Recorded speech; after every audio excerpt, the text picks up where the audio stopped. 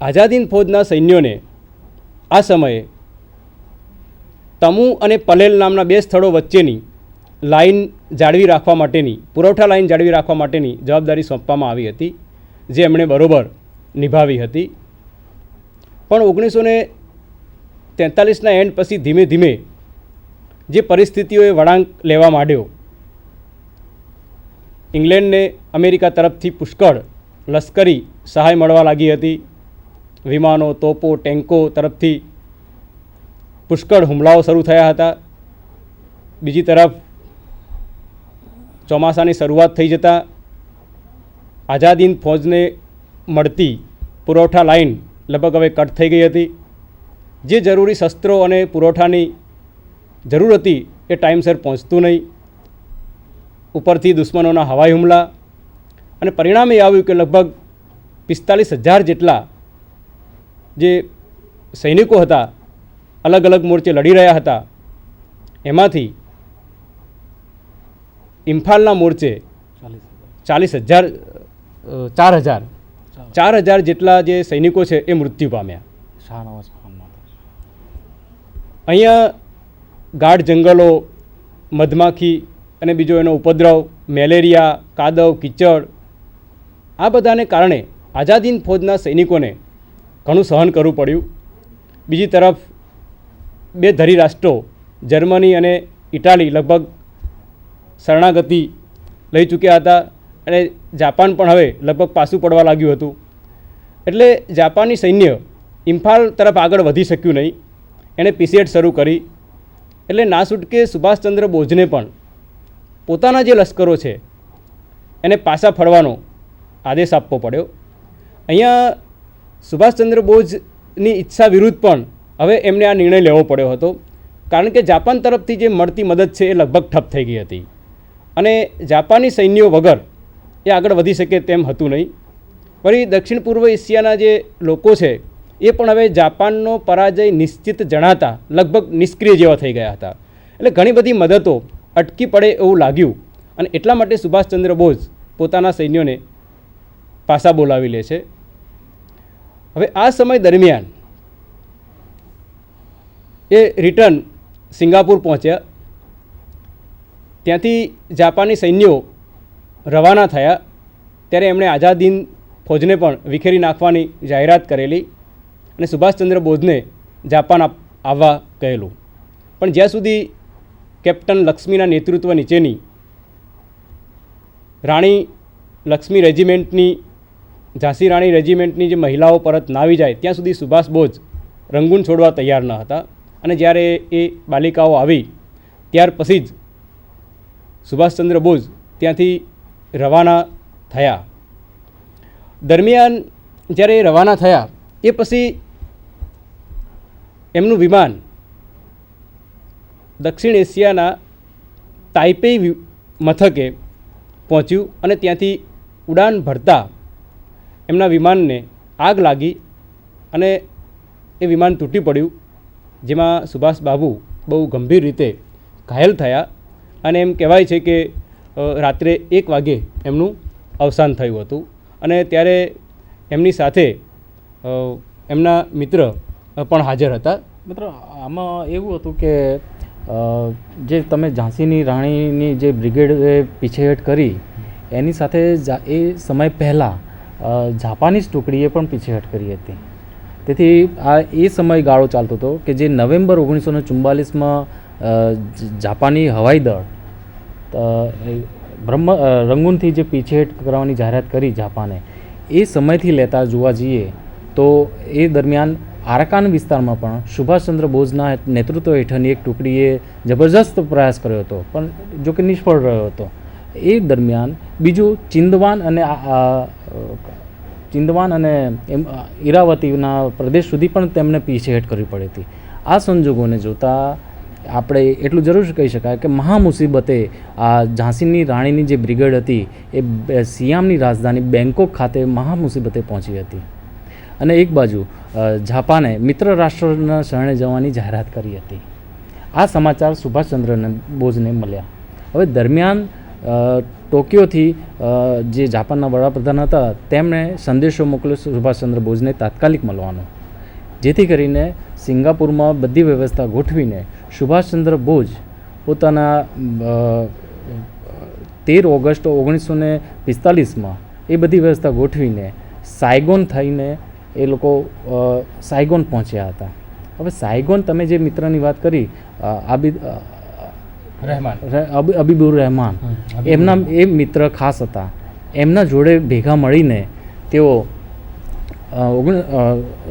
16 August 1945માં ફોર્માસા ટાપુ અને ત્યાં ખાસ કરીને તાઈપાઈ વિમાની મથકે તેઓ ત્યાં રોકાયા હતા. હવે ત્યાં સુધીની સમાચાર આપણે દરેક લોકો જાણી છે, પરંતુ ત્યાંથી જાપાનીઝ અહેવાલ એ રીતે જણાવે છે કે વિમાન ત્યાંથી ઉપડ્યું તો ખરા 18/8/1945ના રોજ, પરંતુ ત્યાં જ આગ લાગી જતાં બંને લોકો દાઝી ગયા હતા અને ત્યાં જ તાત્કાલિક સારવાર અર્થે સુભાષચંદ્ર બોઝને હોસ્પિટલાઇઝ કરવા પડ્યા હતા, કે જ્યાં તેમનું 18/8/1945ના રોજ અવસાન થયું હતું. હવે એ સમયે એક બીજી ચકાસણી કરતાં જોવા જતાં કેપ્ટન શાહનવાઝ ખાનના અધ્યક્ષપણા હેઠળ એક સમિતિની રચના કરવામાં આવી હતી અને એમના જ અધ્યક્ષ પદ હેઠળના એક સભ્ય કે જે એમના મોટા ભાઈ સુરેશચંદ્ર બોઝ, એમના મતે તાઈપાઈ વિમાની મથકે લગભગ બધા જ લોકોના મૃત્યુ થયા હતા એવું એમણે પોતે સ્વીકાર્યું હતું, પરંતુ સુભાષચંદ્ર બોઝ વિશે એ અકબંધ રહ્યા છે, એમણે પોતે સ્વીકાર્યું નથી. એ રીતે પણ નિષ્કર્ષ નીકળે છે.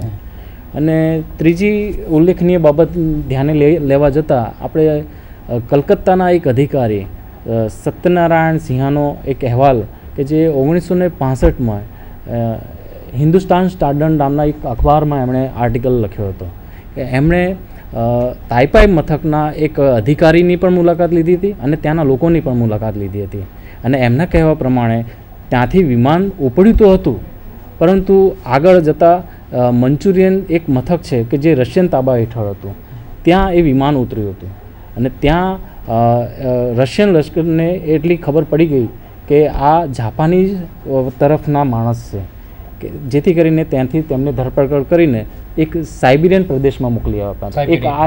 એક વાત બહાર ઉભરી આવે છે.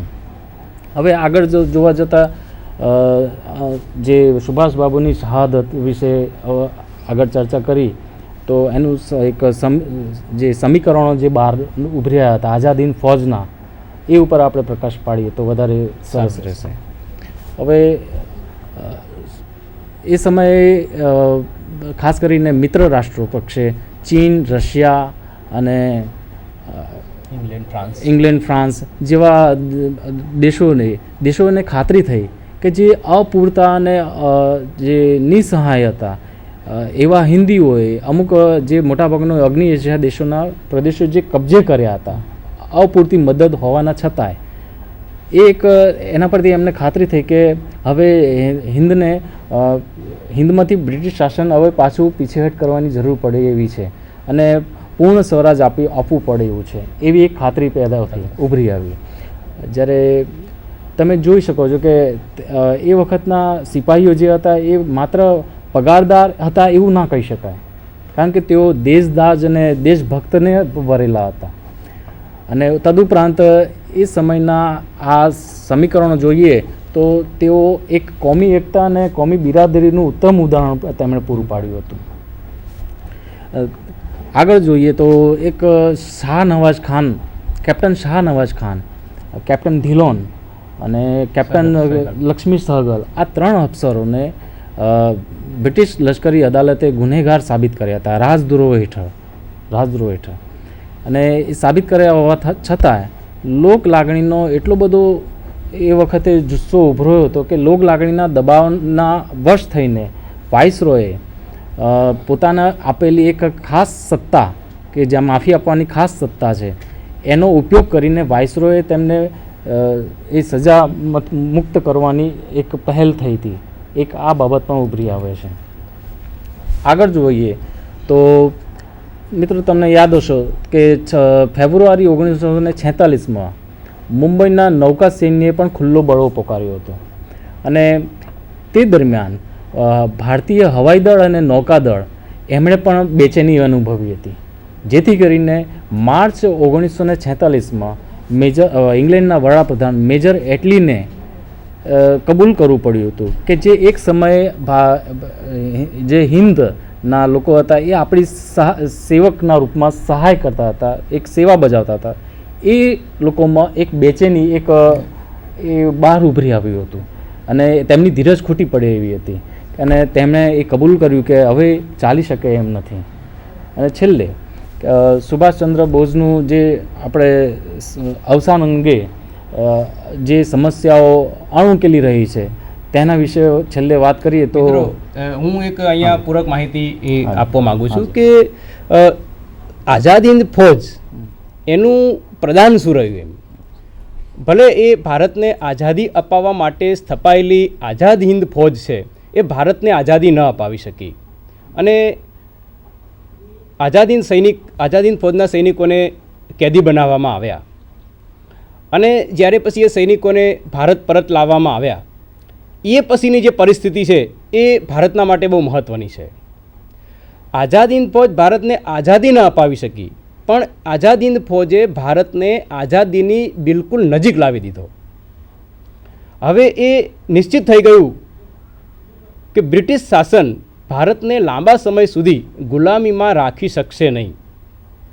બ્રિટિશ શાસન હવે ભારતના સૈનિકો દ્વારા ભારત ઉપર પોતાનો સામ્રાજ્યવાદ ચલાવી શકશે નહીં. ભારતના જ સૈનિકો જે અંગ્રેજોની સેવા કરતા હતા હવે એની ઉપર બ્રિટિશ લશ્કર વધારે વિશ્વાસ મૂકી શકશે નહીં. એટલે અહીંયા હું એક વિધાન ચોક્કસ કહીશ કે ગાંધીજીએ દેશના નાગરિકોને જગાડ્યા પરંતુ સુભાષચંદ્ર બોઝે દેશના સૈનિકોને જગાડ્યા. જ્યારે આઝાદ હિંદ ફૌજમાંથી છૂટા થયેલા સૈનિકો જ્યારે સ્વદેશ પાછા ફર્યા અને એમણે ગામડાઓમાં જઈને સુભાષચંદ્ર બોઝ અને આઝાદ હિંદ ફૌજના જે સૈનિકોની જે કથાઓ છે ગામડે ગામડે કહી ત્યારે આખા દેશમાં સુભાષબાબુનું એક નેતાજીનું નામ વાહ વાહ ભર્યું લેવાવા લાગ્યું. દેશભક્તિની એક લહેર ઊભી થઈ અને એ એટલી વ્યાપક હતી કે દેશના સમાચાર માધ્યમો, સભાઓ, દરેક મોઢે, દરેક જગ્યાએ સુભાષબાબુનું નામ બહુ ગૌરવથી લેવામાં આવ્યું. સુભાષચંદ્ર ભલે એ પોતે પરત ન ફરી શક્યા પણ એમના દ્વારા જે ઊભી થયેલી જે આઝાદ હિંદ ફૌજ અને એમના સૈનિકોએ ભારતમાં આવીને દેશના સૈનિકોમાં પણ સ્વાદેશાભિમાનની ભાવના જાગૃત કરી. હવે દેશી સૈનિકો અંગ્રેજોના પિઠ્ઠું બનવા તૈયાર નહોતા અને એટલા માટે જ જ્યારે આઝાદ હિંદ ફૌજના 3 અધિકારીઓ સહગલ, ધિલ્લોન અને શાહનવાઝ એનો જ્યારે કેસ ચાલ્યો ત્યારે એમનો કેસ લડવા માટે કલકત્તાની આર્મીના ભારતીય સૈનિકોએ અને અફસરોએ એક ફંડ એકત્ર કર્યું અને એ ફંડ છે એ આ આઝાદ હિંદ ફૌજના સૈનિકોનો કેસ લડતા વકીલોના ફાળામાં મોકલી આપ્યો. અને બહુ જાણીતા આપણા ગુજરાતના ભુલાભાઈ દેસાઈ આ કેસ લડી રહ્યા હતા. રાષ્ટ્રના મહાન 4 નેતાઓ ગાંધી, સરદાર, નહેરુ અને આઝાદ આ ચારેયને આઝાદ હિંદ ફૌજના સૈનિકોને છોડી દેવાનું વલણ અપનાવ્યું હતું અને પરિણામે કોંગ્રેસથી લઈને દેશના તમામ નાગરિકોએ આ 3 અફસરોને છોડી દેવા માટે સરકાર ઉપર દબાણ કર્યું. જોકે કેટલાક ઇતિહાસકારોના મતે કોંગ્રેસ અને નેતાઓનું દબાણ તો ખરું જ પણ સાથે સાથે દેશના સૈનિકોમાં ઊભી થયેલી રાષ્ટ્રીય ચેતના અને સ્વદેશાભિમાન એ પણ એના માટેનું એક મહત્ત્વનું પરિબળ હતું. જો સુભાષચંદ્રના જે આ સૈનિકો છે એના ઉપર લાલ કિલ્લામાં કેસ ચલાવવામાં આવ્યો, જે કિલ્લા ઉપર આઝાદ હિંદ ફૌજ પોતાનો તિરંગો લહેરાવવા માગતી હતી. એટલે સૈનિકોને આ પોતાના દેશનું અપમાન લાગ્યું અને એટલા માટે જ્યારે સૈનિકો પરત આવ્યા ત્યારે એ કોઈ પરાજિત નહીં પણ દેશની આઝાદી માટે લડનારા એક સ્વાતંત્ર્ય સૈનિકો અને શહીદોના રૂપમાં એમનું સ્વાગત કરવામાં આવ્યું હતું. એટલે એક આ બહુ મોટામાં મોટી સફળતા એ હતી કે દેશની સેના હવે જાગૃત થઈ ચૂકી હતી, દેશના લશ્કર હવે જાગૃત થઈ ચૂક્યા હતા અને એટલે જ આ તમે જે વાત કરી કે ગુજરાતમાં મુંબઈમાં જે નૌકાદળના સૈનિકો છે એ વિદ્રોહ કર્યો હતો. એની પાછળ આ આઝાદ હિંદ ફોજે જગાવેલી રાષ્ટ્રીય ભાવના હોય તો એમાં બે શક આપણે નથી. બીજી એક મહત્ત્વની ચર્ચા અહીંયા એ પણ કરી શકાય કે જે મોટાભાગના સૈનિકો હતા એ મુસલમાનો હતા. એટલે હિન્દુ મુસ્લિમ એકતા પણ આઝાદ હિંદ ફોજે ઊભી કરી. ખુદ મોહમ્મદ અલી ઝીણાએ પણ સરકારને એવી વિનંતી કરી કે આઝાદ હિંદ ફોજના જે સૈનિકો છે એમના તરફ દરગુજર અને માફીનું વલણ અપનાવવામાં આવે અને એમને માફ કરી દેવામાં આવે. એટલે હિન્દુ મુસ્લિમ એકતા એ પણ એનું એક મહત્ત્વનું પરિબળ ઊભું થયું. 42ની લડત પછી જે દેશના રાષ્ટ્રીય જાગૃતિના વાતાવરણમાં જે એક શાંતિ કે જે થોડોક સમય આમ જે સ્થિરતા આવી ગઈ હતી એને ફરીથી ચેતના જગાવવામાં, ફરીથી એક રાષ્ટ્રીય પ્રવાહ જાગૃત કરવામાં, રાષ્ટ્રીય જાગૃતિ વહેતી કરવામાં આઝાદ હિંદ ફોજનું એક મોટું યોગદાન છે. એક નવી ચેતના ઊભી થઈ. વાત બીજી અહીંયા એ છે કે મહિલાઓ, આમ તો ગાંધીજીએ દેશની મહિલાઓને જાગૃત તો કરી દીધી હતી, પણ હવે એ દેશની મહિલાઓ દેશની આઝાદી માટેના લશ્કરમાં સામેલ થવા પણ તૈયાર થઈ ચૂકી હતી. ઝાંસી રાણી રેજિમેન્ટની મહિલાઓએ જે પોતાની રાષ્ટ્રભક્તિ બતાવી અને દેશની આઝાદી માટે એમણે જે પોતાના બલિદાનો આપવાની તૈયારી બતાવી, એનાથી દેશની મહિલાઓમાં પણ એક આત્મસન્માન પેદા થયું. અત્યાર સુધી ઇંગ્લેન્ડ એવું માનતું હતું કે ભારતીય સૈનિકો ફક્ત રોજીરોટી માટે થઈને એમના સૈન્યમાં સામેલ થયા છે, પણ આઝાદ હિંદ ફોજે એ વાતને ખોટી સાબિત કરી કે દેશના સૈનિકો ફક્ત રોજી માટે લડતા નથી, એ પોતાના દેશની આઝાદી માટે પણ લડી શકે છે, ગમે તેવા જોખમો વેઠી શકે છે અને પોતાની જાતનું બલિદાન પણ આપી શકે છે. તો મિત્રો, અહીંયા આઝાદ હિંદ ફોજ અને દેશની આઝાદીમાં તેના યોગદાન વિશે અમે આપને જે કાંઈ માહિતી આપી આપને પસંદ પડી હશે. નમસ્કાર.